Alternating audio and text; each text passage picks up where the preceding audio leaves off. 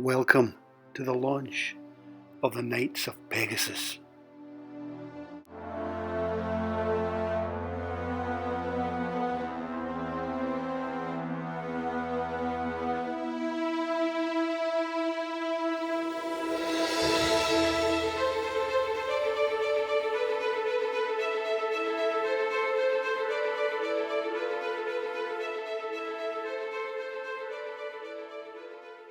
So here we are in one of the locations of Ian Miller's new book for children called The Knights of Pegasus, and we're in Ross Priory, which is, it features in the book, Ian, is that right? Features in the book, yes indeed. A pretty major part, but it's a major part of our life, which I suppose is so it's relevant. And there's a fan round a wee bit here. There's a few plants and things around here. I'm not going to go into too much detail or give too much away, but there's certainly a wee bit of clue there, isn't there? Absolutely. As to what the book might entail at some point. A big clue. Aye, a big clue. And it's quite an important place for the family up here for you as well. Yeah, I think a lot of our family big occasions have happened here, you know, anniversaries, weddings, baptisms. Yeah, it's a great resource for us. And I've got to say that during perhaps the lockdown, when we're 5 miles away, we were allowed to come up here and wander around, and it was sanity for both Joan and I, so, because you met nobody. No, well, that's good for the imagination as well. Absolutely. And keeping it real, I mean, your book features probably the first talking horse I can remember since Ed, and that's going to really age me. But it also features your real grandchildren. Yeah. So, you know, that's quite an interesting angle in a way. What do you... Yeah. Was that obviously intentional? Yes, it was. I mean, I've often written stories for them, you see. So, and I just it was during lockdown. I thought their parents will be going mad, so I'll write something. They can let them read it at night. Of course, that maybe didn't quite work out. But and by this time I'd got the bug, and the thing continued. Yeah. But involving them was very much part of it all, and enabling me to show their individualities, which appears in the story, because they're 4 very different ways, you know. I was worried a few times, because I mean, we're insured to fly over the Vale at 900 feet in a winged horse. I mean, I think that, you know, a bit irresponsible, I thought of you. Well, yeah, particularly for the one that's sitting at the back. Aye, you know, it's a wee bit of squeeze. I guess the other thing is really, it's a fancy adventure, and you've also got them you've got a trailer they put together, which is excellent. Yeah. I mean, they're actually Ian's grandkids actually feature in the trailer. Yes. Who feature in the book. So it's quite an interesting one. Were they kind of hoodwinked into that? Or were they kind of under the cosh, or were they quite happy to do it? Or? They're hoodwinked into everything.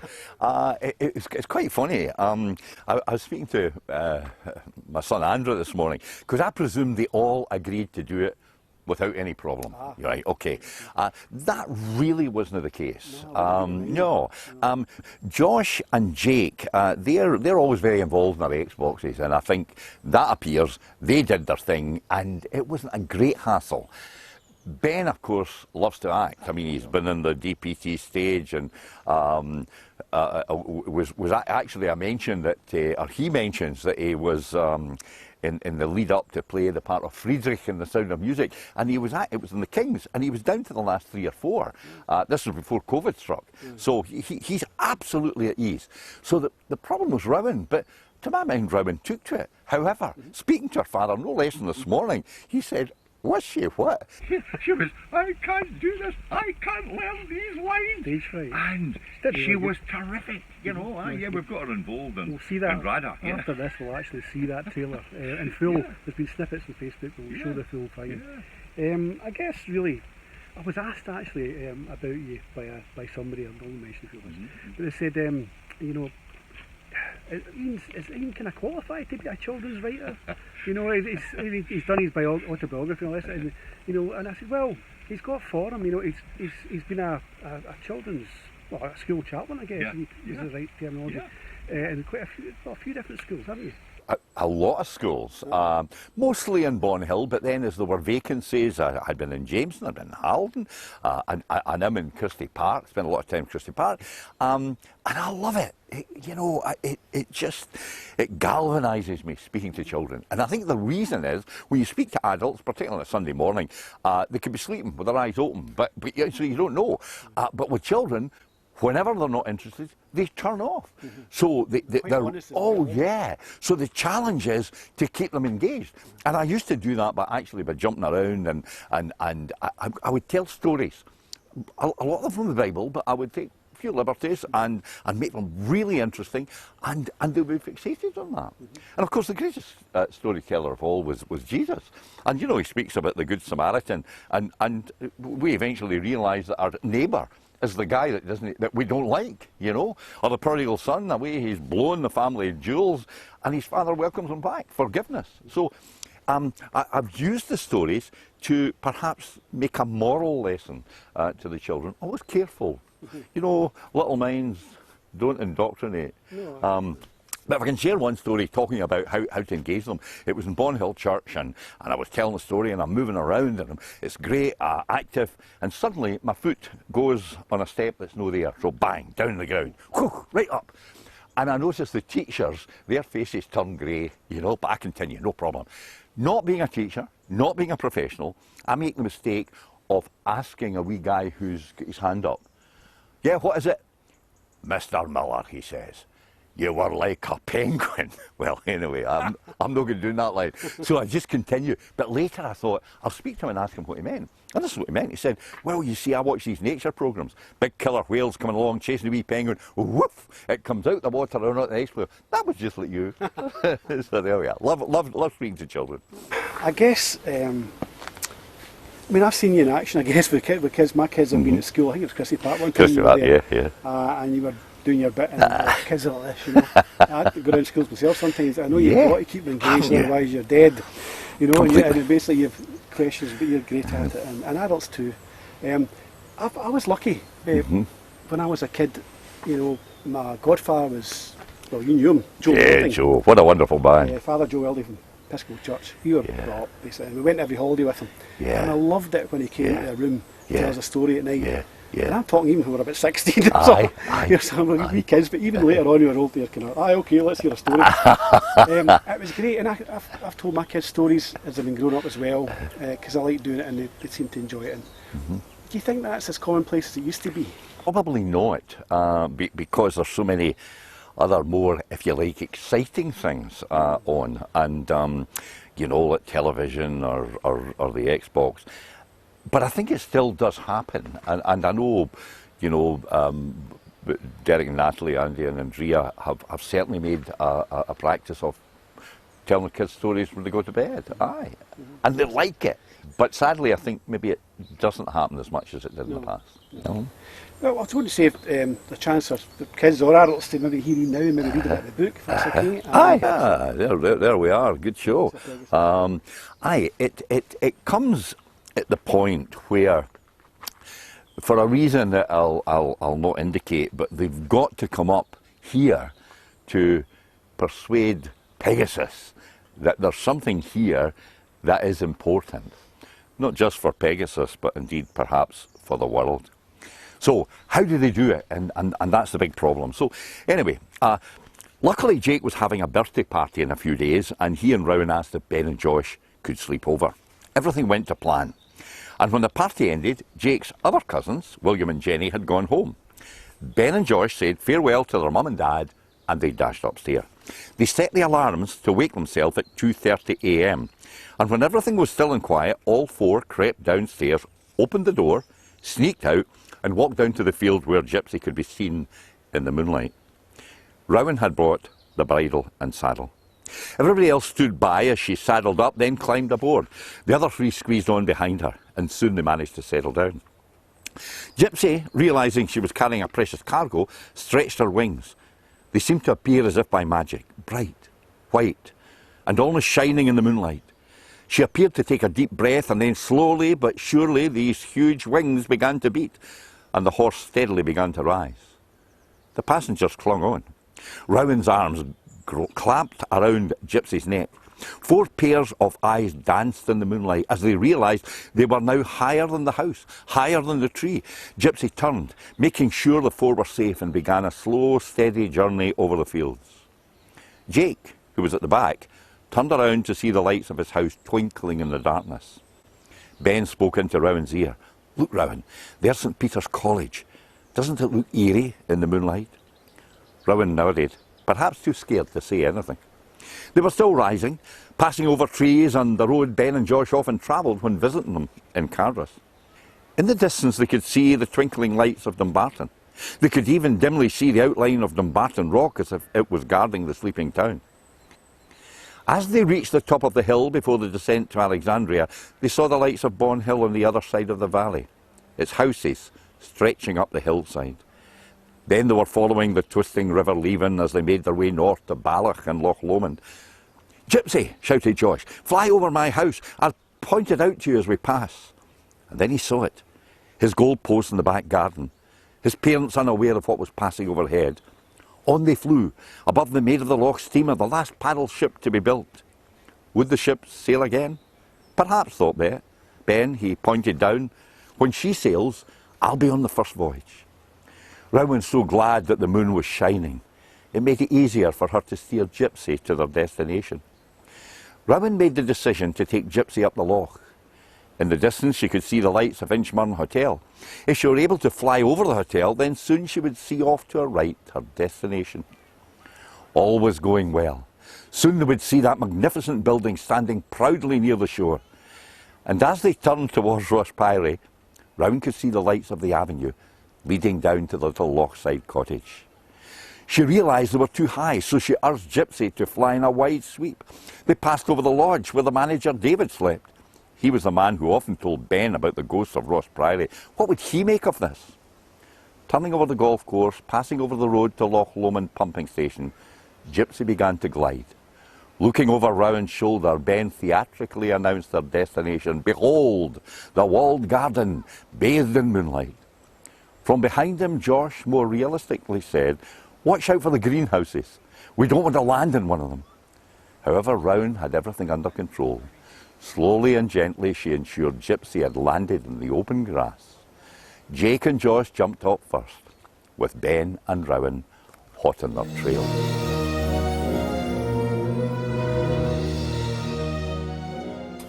Really, the book was written in very strange times. Yes. We're in. It's like a fantasy story we're in just now. Yes. Maybe a bad dream in some ways, but the book though has an uplifting ending. Yeah. And how important was that for you to, given the times we're in, give children a bit of hope? I suppose it's really my business to give people hope, and I would hope that on a Sunday morning, if I'm preaching a sermon, that we end on an upbeat note. I think it was particularly important here. Interesting, one of the local papers asked me to write a column every week, and I've done that since it started. And again, always looking at the end to see something positive, some reason for folk to continue. And it's just a natural habit of mine. And actually, I thought that it all ended. The book ended, and it was important for me, naturally, that we would look forward in hope. And a wee bit of personal experience on the very last, the last bit where I was able to recapture my own memories of being in that place. And hopefully everybody will know what I'm talking about when they read the book.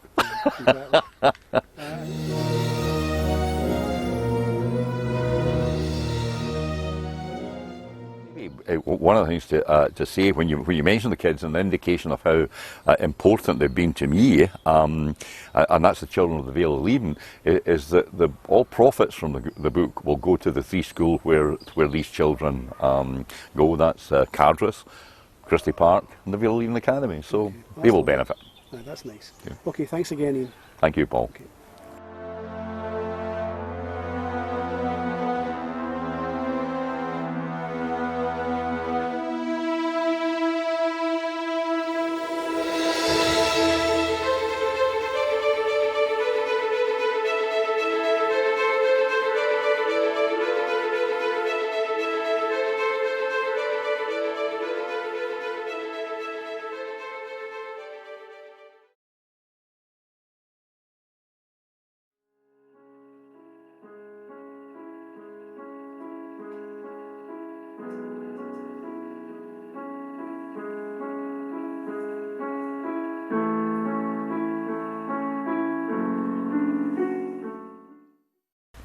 Rowan looked at the horses grazing in the distance, a wistful smile on her face, perhaps remembering the day when... Well, that comes later, as you will hear, but even now, as she gazes, she wonders, did it really happen? Let me take you back in time. This is the house where Rowan lives. This is her brother's bedroom. He's playing his Xbox. He's about to be disturbed. He does not like being disturbed, so let's watch what happens, for she's about to tell him some quite startling news. Jake, you'll never guess what's just happened to me. Jake, sometimes I think if a bomb went off in the kitchen, or if the roof fell in on you, you would just sit there and play that game. Do you hear me? My horse Gypsy just spoke to me. Great, Rowan, a talking horse. You've lost the plot. Brothers.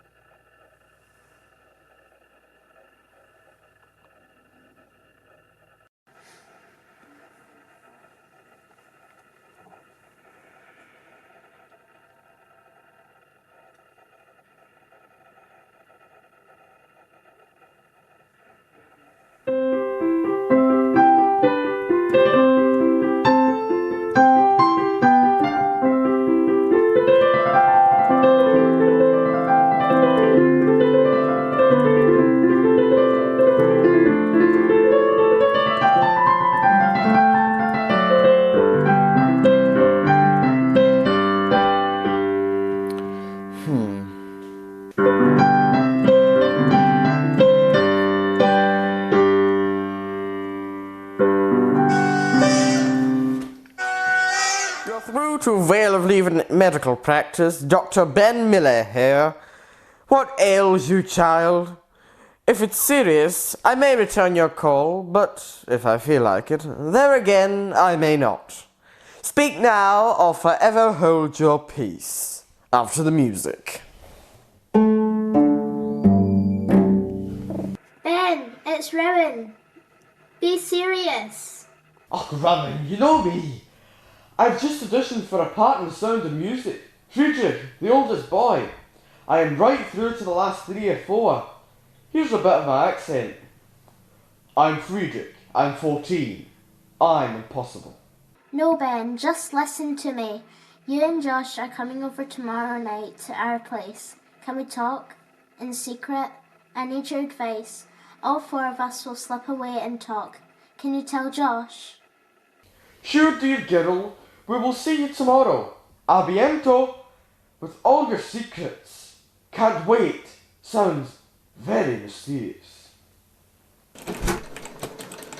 Josh, what are you playing? That was Rowan on the phone. We have to go over there tomorrow night. She's got something exciting to tell us. Did she say what it was? Nope. Oh well, we'll find out tomorrow. Just go. I'm playing my game. Close the door on the way out. That's my brother. Follow me.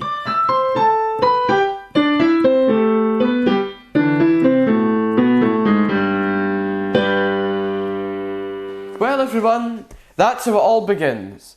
If you really want to know what happens next in the book, you're going to have to buy it.